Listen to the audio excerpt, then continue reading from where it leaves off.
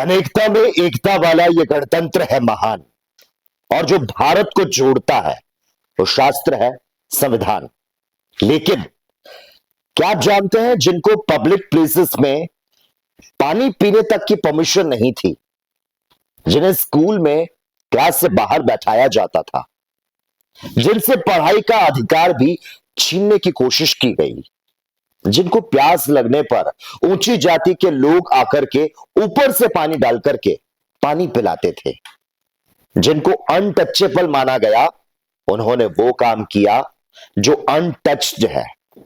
Father of Indian constitution Bhimrao Ramji Ambedkar, जिनसे हमें यह सीखने को मिलता है कि शिक्षा की इच्छा जरूर होनी चाहिए। बाबा साहब जब कोलंबिया यूनिवर्सिटी में पढ़ने गए तो वहां की जो लाइब्रेरी थी उसमें जब पियोन आता था, दरवाजा खोलता था, उस पियोन से भी पहले बाबा साहब पहुंच जाया करते थे और 18-18 घंटे रोजाना पढ़ाई करते। पढ़ने की और सीखने की जो उनमें इच्छा थी, उससे हमें भी सीखना चाहिए कि पढ़ते रहना है, सीखते रहना है, क्योंकि सीखोगे नहीं तो जीतोगे कैसे। और एक और सीख जो हमें भीमराव रामजी आंबेडकर जी से मिलती है वो है जिंदगी में कॉन्फिडेंस बेहद जरूरी है।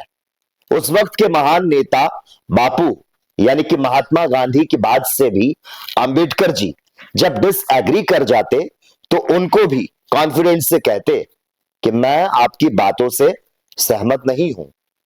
वहीं जिंदगी में अपना नहीं समाज का भी सोचते थे भीमराव रामजी आंबेडकर, जिनसे बचपन में पढ़ाई का हक छीन लिया गया। उसी भीमराव रामजी आंबेडकर साहब ने सबको बराबरी का हक दिया। और अगर आज संविधान नहीं होता तो ब्रिटिश काल से पहले के भारत और आज के भारत में ज्यादा फर्क नहीं रहता। संविधान जो भारत के करोड़ों दलितों, महिलाओं और वंचितों के लिए उनको नागरिक अधिकार देता है।